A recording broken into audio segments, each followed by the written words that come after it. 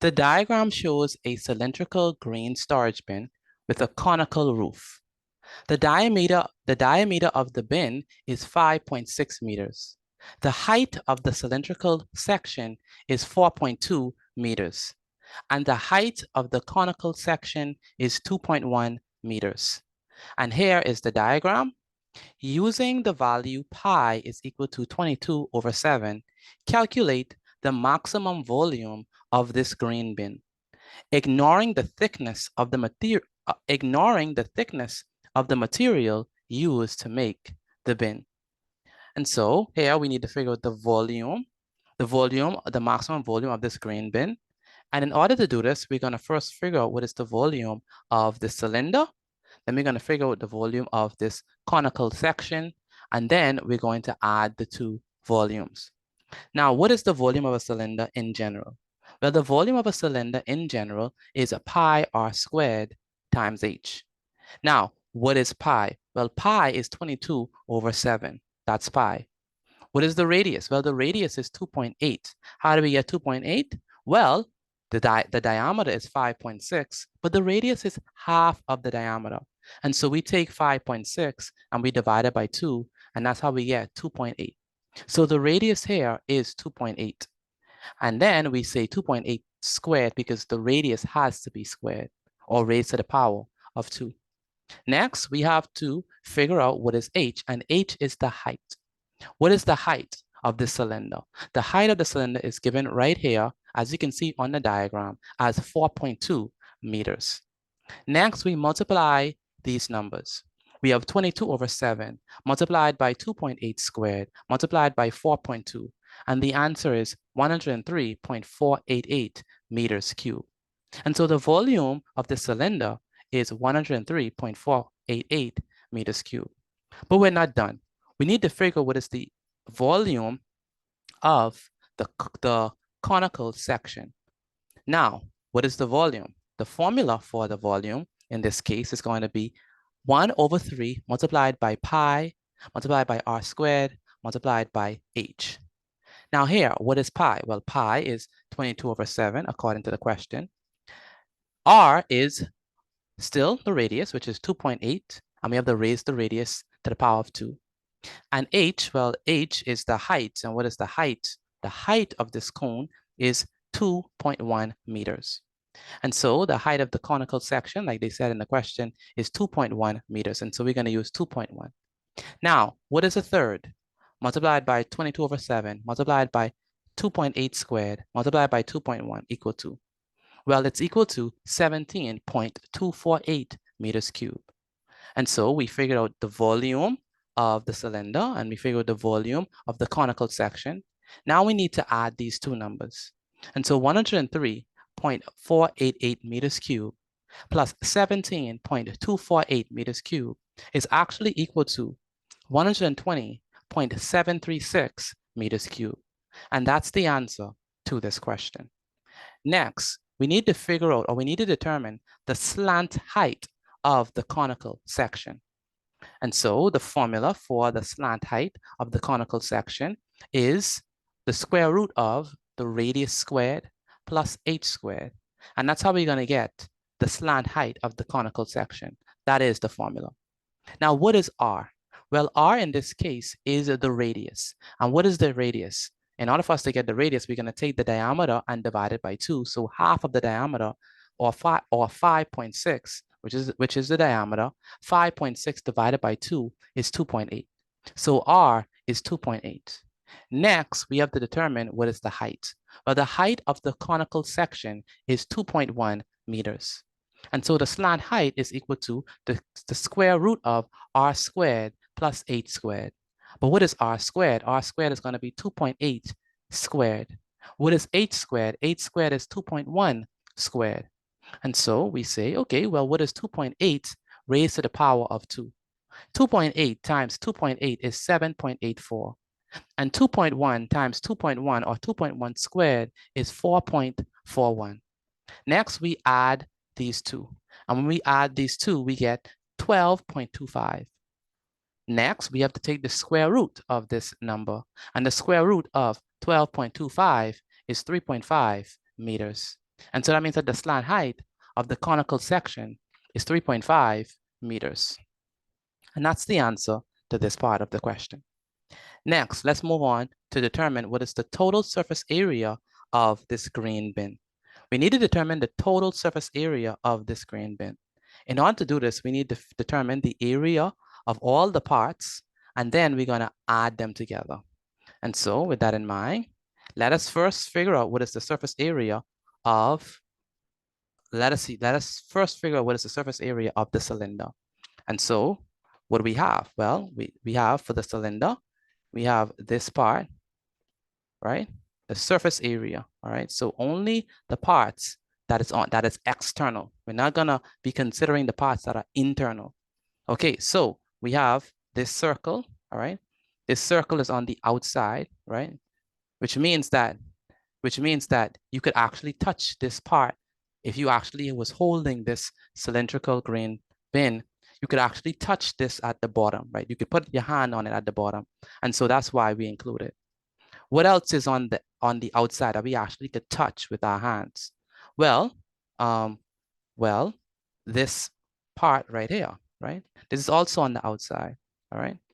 And so that is going to be a part of the surface area because we could touch it, right? We could feel that surface, right? So if you were holding this cylindrical bin, you would be able to touch the bottom with your hand. You could be able to touch that surface. And you'd also be able to touch this round part of the bin, right? The round part of the bin, right? The round part of the bin, okay? But you will not be, if you were holding this in your hand, you will not be able to touch this particular part, right? And that's because it's on the inside of the bin. So you will not be able to touch this part, right? So this part, right, you will not be able to touch it because this part, right, is on the inside of the bin. So let me use a highlighter. So this part is on the inside. I'm gonna use a yellow to determine that. This part is on the inside. You will not be able to touch that, right, that particular portion. And so when we're doing the surface, right, when we determine the surface area, we do not include the one that's in yellow because you will not be able to touch that particular part. We only include surfaces that you're able to touch, right, externally, right?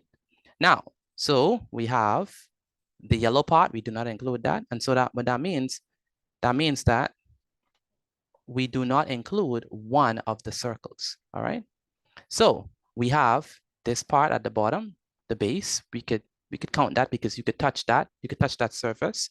And then the part that goes a wrap around is also included because you could also touch that as well externally. All right, and so we include that. But we do not include this particular circle because you wouldn't be able to touch that. That's on the inside. Okay. All right, next. What's the other surface? So the other surface that you would be able to touch, right? The other surface that you'll be able to touch, let me put in red, would be the lateral surface area, all right? The lateral surface area. And so you'll be able to touch, notice that this part of the cone, right? This part of the cone you'll be able to touch, right? Externally, right? So you'll be able to touch that surface. And so, but the bottom part of the cone you won't be able to touch, right? The bottom part of the cone you won't be able to touch. And so let me use a yellow to indicate that, hey, we're not gonna be able to touch that part. And so we're able to touch the lateral surface area, but we're not able to touch the base, right? The base, right? It's the same thing. So when we look at this cone, we're able to touch, let me actually denote it in red. We're able to touch this area, right? This whole area here. We're able to touch that, right? All of that we're able to touch. But the yellow one inside, we're not able to touch that, right? We're not able to touch that, but we're able to touch all of this area on the top part of the cone. Be able to touch that, but we're not able to touch the bottom. And so what does that mean? That means that we do not include the base area. We do not include that base area. We only are concerned about pi rs because that's the lateral surface area. That is the part that we're going to be able to touch. That is the surface that we're going to be able to touch. And so we include that. All right. So what's the formula for the total surface area? Well, the formula for the total surface area would be as follows. It's going to be 2 pi RH. Why 2 pi RH? Well, let's break it down. 2 pi R We have 2 pi RH because when we say 2 pi RH, we're actually accounting for, let me erase this. When we say 2 pi RH, we are actually accounting for this particular rectangle, right? The length multiplied by the width, 2 pi RH, we're accounting for this rectangle with this rectangular portion that's gonna wrap around the cylinder. So we're accounting for this particular section, all right? So 2 pi RH, in fact, let me use a different color so you could actually see what I'm talking about. Let me use a different color for this. So 2 pi RH, right, refers to this part of the cylinder that is wrapped around, all right? This rectangle that is wrapped around, right? Right? That's the part that we're referring to. That's what 2 pi RH, 2 pi RH is refers to. That is appropriate because we're able to touch that surface. Now, what does this pi r squared refer to? What does this pi r squared refer to? Well, this pi r squared refers to the circle that is at the base. So let me denote that. Let me use the same color, blue. Okay, so this pi r, this pi r squared h refers to this portion right there, the portion at the bottom. We would be able to touch that, right, with our hands. So this part in the bottom, that's the blue part, that's pi r squared, okay? And remember the green is the rectangle that is wrapped around, okay? Okay, now what else would we be able to have for our surface area? Well, we have, let me use red. We have pi rs, and pi rs refers to the lateral surface area. All right, the lateral surface area, this part there, the lateral surface area, and that's what pi rs is, the top part of the cone. We would be able to touch that, and that's why we have pi rs, okay? And so that's the formula for the total surface area. Now we're gonna use that formula to determine what is going to be the total surface area numerically. Okay, so the formula that we're using is for the total surface area is 2 pi RH plus pi r squared plus pi rs. Okay, so we substitute. Pi is 22/7. R is the radius. That's the radius of this cylinder. So R is the radius, right? So the radius is 5.6 divided by 2, and 5.6 divided by 2 is 2.8.